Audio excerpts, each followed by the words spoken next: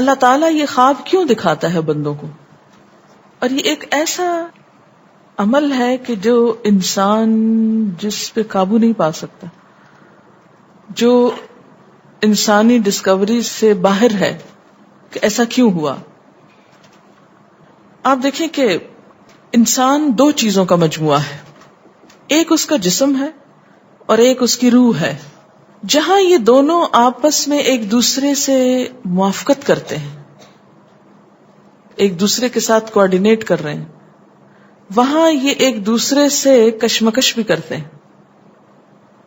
بعض اوقات جسمانی خواہشات روح پر غالب آ جاتی، بعض اوقات روحانی کیفیات جسم پر غالب آ جاتی. عام طور پر دن میں جب ہم دنیا کے کام کر رہے ہوتے ہیں تو ہمارا جسم ایکٹیو ہوتا ہے، اور اس کا نتیجہ کیا ہوتا ہے کہ روح کی جو کار فرمائی ہیں وہ ذرا لو ہو جاتی. رات کو جب ہم سوتے ہیں اور جسم ہمارا بالکل بے حس ہو جاتا ہے تو پھر روح جو ہے وہ ابھر کر آتی ہے، اس کی کار فرمائی بڑھتی ہے، وہ زیادہ ایکٹیو ہو جاتی. پھر آپ کو قرآن کی وہ آیت بھی یاد ہوگی کہ جس میں اللہ تعالیٰ فرماتے ہیں کہ جب انسان سوتا ہے تو ہم اس کی ایک روح لے لیتے ہیں، جس کو زندگی دینی ہوتی ہے وہ واپس لوٹا دیتے ہیں، ورنہ جو دوسری باقی ہوتی وہ بھی لے لیتے ہیں.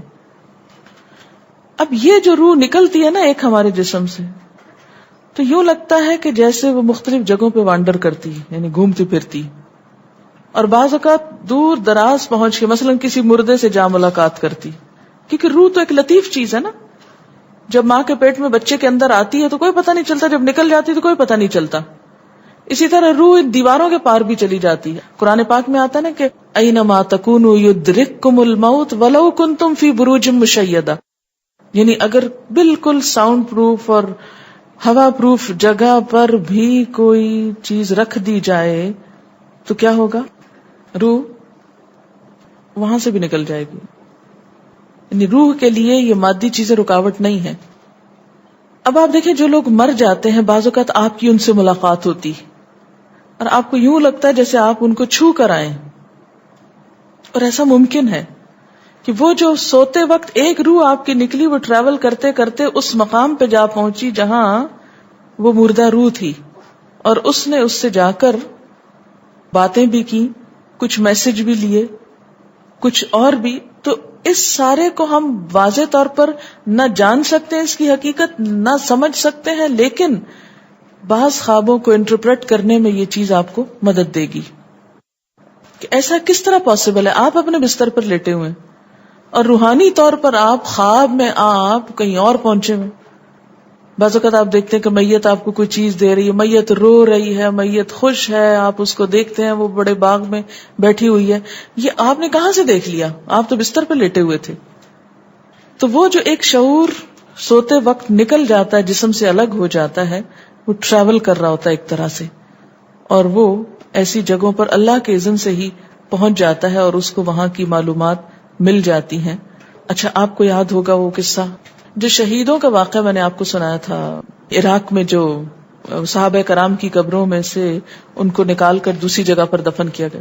آپ نے دیکھا کہ مستقل کنٹینیوسلی 3 دن خواب آیا ایک شخص، جب اس نے اگنور کیا تو بادشاہ وقت کو خواب آیا، مفتی اعظم کو خواب ہے، اور مسلسل خواب میں وہ اپنا میسج کنوے کر رہے ہیں کہ ہمیں وہاں سے نکالو، ہماری قبروں میں پانی آ گیا. اور یہ بالکل سچا واقعہ ہوا، دنیا نے جس کا مشاہدہ بھی کیا.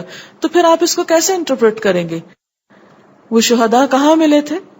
تو بات یہ ہے کہ جیسے ہماری روح ٹریول کرتی ہے، کہیں ایسی جگہ جا پہنچتی ہے، تو ہو سکتا ہے کہ وہ اس مقام تک جا پہنچی ہو. یہ شہیدوں کی روح تو آزاد ہوتی ہے، ان کو اجازت مل گئی ہو کہ وہ ان لوگوں کی روح سے جا ملے، کیونکہ سجین قید خانے میں تو ہوتی ہے نا وہ روح جس کو مجرم روح جو ہوتی، لیکن جو مومن کی روح ہے، خاص طور پہ شہداء کی روح ہے، تو جنت میں کیا کر رہی ہوتی ہے؟ گھوم پھر رہی ہوتی، کھا پی رہی ہوتی. تو یہ بالکل ایک سچ ہے اور حقیقت ہے کہ بسا اوقات انسان خواب میں ایسے لوگوں سے ملاقات کر کے ان کے حالات کو جان لیتا ہے کہ ان پہ کیا گزر رہی. مثلا ان کو عذاب ہو رہا ہے. یہ عام بات ہے نا کہ میت کو جس حال میں دیکھو اسی حال میں ہوتی ہے. یعنی اگر خواب میں دیکھیں کسی نے اپنے والدین کو دیکھا کہ وہ بہت رو رہے ہیں فوت ہونے کے بعد تو کیا کرنا چاہیے، ان کی طرف سے صدقہ دعا کرنی چاہیے. یہ بھی اللہ کی ایک رحمت ہوتی ہے کہ ان کو موقع دے دیا جاتا ہے کہ وہ اپنا میسج کنوے کر دیں. ایک طرح سے وہ اس کے دل کی بات نہیں ہوتی، الا یہ کہ آپ کسی انسان کے بارے میں بہت برا گمان رکھتے ہیں اور آپ اسے دیکھتے ہیں کہ وہ رو رہا ہے یا کچھ، لیکن کئی اور لوگ دیکھتے ہیں کہ وہ ہنس رہا ہے، کھیل رہا ہے. تو اس کا مطلب یہ ہے کہ پھر آپ ان دو کو کنٹراڈکشن کیسے دور کریں گے. تو پھر آپ یہ دیکھیں گے کہ جس نے خواب دیکھا ہے اس کا اپنا نظریہ اس شخص کے بارے میں کیا تھا، کیونکہ اس کی اپنی بدگمانی تو نہیں اندر چھپی ہوئی تھی کہ جو سوتے وقت اوپر ابھر آئی اور اس نے وہ روپ اس طرح کا دکھا دی. پھر وہ حدیث نفس میں آ جائے گی، دل کی بات میں وہ چیز آ جائے گی. ٹھیک. تو نبوت کا جیسے انبیاء علیہ السلام کو کچھ غیب کی خبریں دے دی جاتی تھی، اسی طرح عام انسانوں کو خواب کے ذریعے کچھ غیب کی خبریں دے دی جاتی ہیں. لیکن کسی بھی خواب کے سچا ہونے کی آپ کوئی دلیل نہیں رکھتے. ایز سچ واضح بات یہ نہیں کہہ سکتے کہ میں نے جو خواب دیکھا وہ بالکل سچ ہو جائے گا، یہ آپ دعویٰ نہیں کر سکتے. نبوت کا تو دعویٰ کیا جا سکتا ہے، لیکن آپ اپنے خواب کا دعویٰ نہیں کر سکتے کہ میں نے جو دیکھا ہے وہ بالکل سچ دیکھا. ہو سکتا ہے آپ کو شیطان نے ڈرایا ہو سکتا ہے کہ آپ کے اپنے دل کی سوچیں اور خیالات اس میں آ رہے ہوں، اور خصوصاً اس وقت جب دو متضاد آپ کو خبریں ملیں.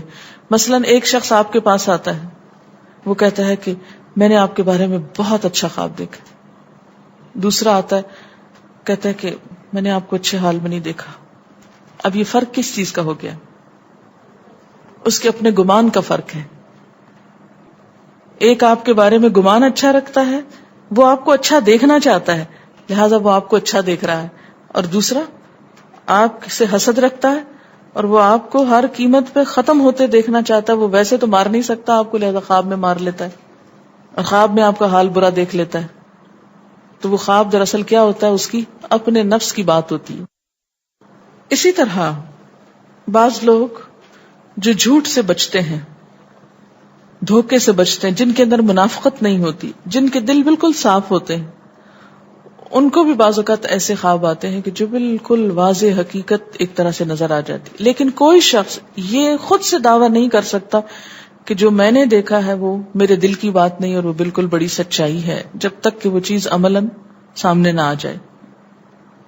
آپ صلی اللہ علیہ وسلم نے فرمایا، اچھا خواب اللہ کی طرف سے ہے اور برا شیطان کی طرف سے.